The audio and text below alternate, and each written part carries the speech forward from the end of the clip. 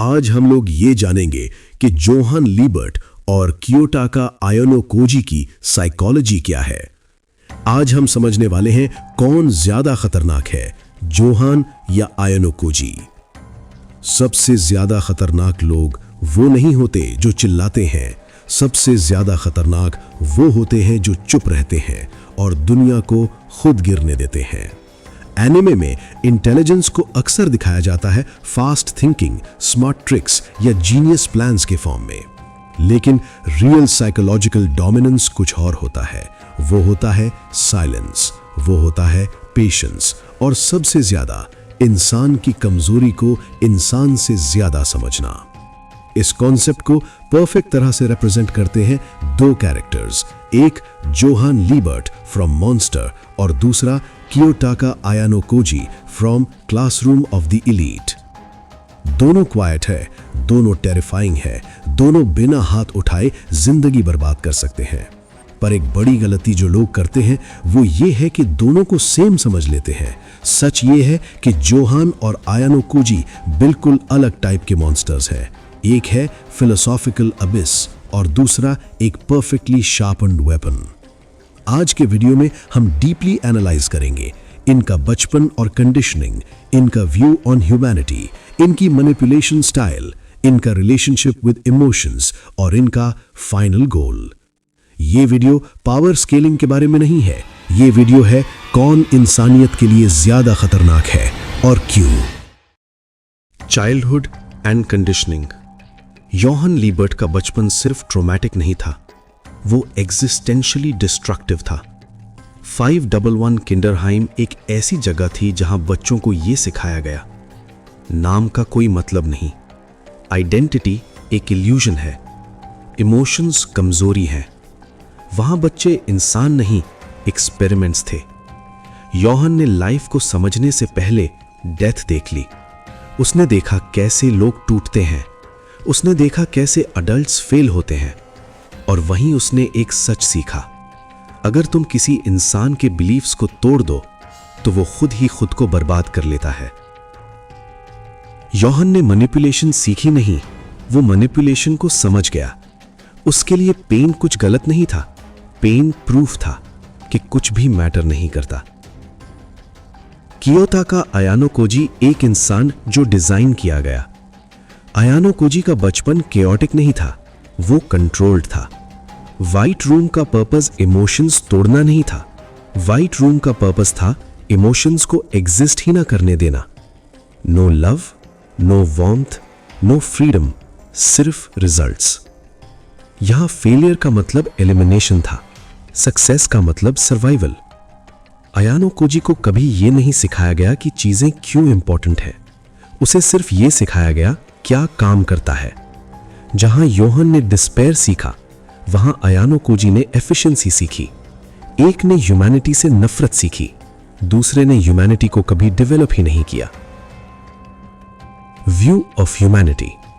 Johan लीबर्ट, इंसानियत एक झूठ है। जोहान के लिए इंसान सिर्फ कहानियां हैं जो मीनिंग का ड्रामा करते हैं। नाम, मोरालिटी, ड्रीम्स, सब कुछ इल्यूजन है।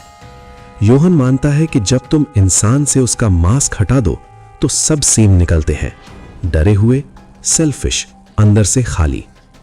जोहान क्रूएल्टी एंजॉय नहीं करता, वो क्रूएल्टी का यूज करता है सिर्फ एक बात प्रूव करने के लिए।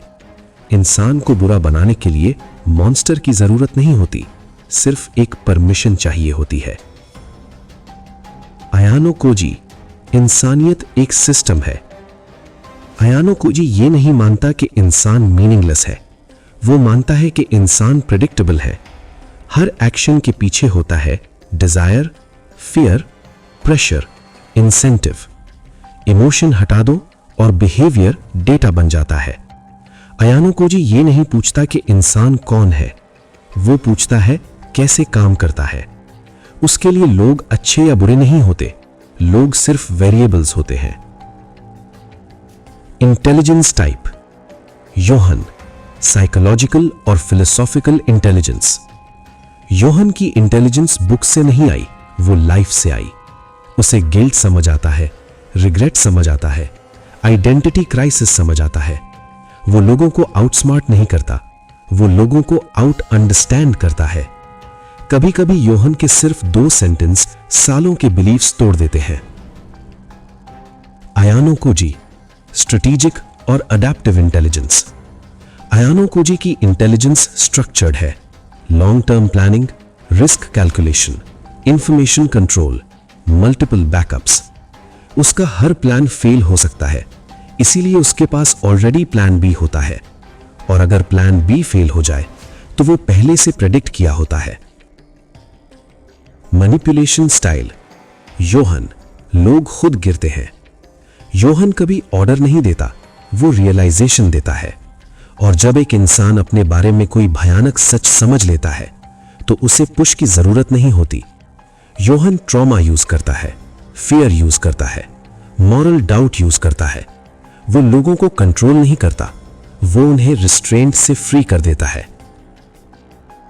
आयानो कोजी, चुपके से कंट्रोल। आयानो कोजी इमोशंस मैनिपुलेट नहीं करता, वो सिस्टम्स मैनिपुलेट करता है। Rules, social hierarchy, information. लोग वही करते हैं जो आयानो कोजी चाहता है और उन्हें लगता है कि ये उनका खुद का डिसीजन था। क्रेडिट नहीं, ब्लेम नहीं, सिर्फ results. Emotions and empathy. Yohan feel करता है पर उम्मीद नहीं रखता। योहन इमोशंस फील करता है, इसीलिए वो और डेंजरस है। वो प्यार समझता है पर उसे लॉस दिखता है। वो होप समझता है पर उसे सफरिंग दिखती है। आयानो कोजी, दबाई हुई ह्यूमैनिटी। आयानो कोजी कहता है कि उसे कुछ फील नहीं होता, पर सच ये है कुछ फ्रैगमेंट्स एग्जिस्ट करते हैं। क्यूरियोसिटी, रिस्पेक्ट, कभी कभी mercy.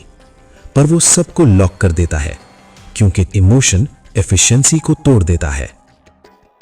Goals and end game. Yohan, nothingness prove करना। योहान दुनिया को खत्म नहीं करना चाहता, वो मीनिंग को खत्म करना चाहता है। अगर लोग खुद गिव अप कर दें तो एग्जिस्टेंस एक झूठ था। आयानो Cozi, absolute freedom. आयानो Cozi power नहीं चाहता, वो कंट्रोल चाहता है अपनी जिंदगी पर। व्हाइट रूम से आजादी, और अगर उसके लिए लोगों को यूज करना पड़े तो वो करेगा। फाइनल कंपैरिजन, असली खतरा कौन है? योहान लीबर्ट लोगों को अंदर से तोड़ देता है, वो एग्जिस्टेंस पर सवाल खड़ा कर देता है। आयानो कोजी सिस्टम्स बनाता है जो कभी नहीं गिरते, वो हमेशा जीतता है। योहान मीनिंग खत्म करता है, आयानो कोजी दुनिया को कंट्रोल करता है।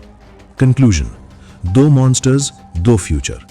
अगर योहान बिलीफ की मौत है तो आयानो कोजी कंट्रोल का फ्यूचर है। एक दुनिया को गिव अप करवा देता है, दूसरा दुनिया को ओबे करवा देता है। और इसीलिए ये दोनों सेम टाइप के मॉन्स्टर नहीं हैं। सबसे खतरनाक इंसान वो नहीं होता जो पावर चाहता है, सबसे खतरनाक वो होता है जो इंसान को समझ लेता है।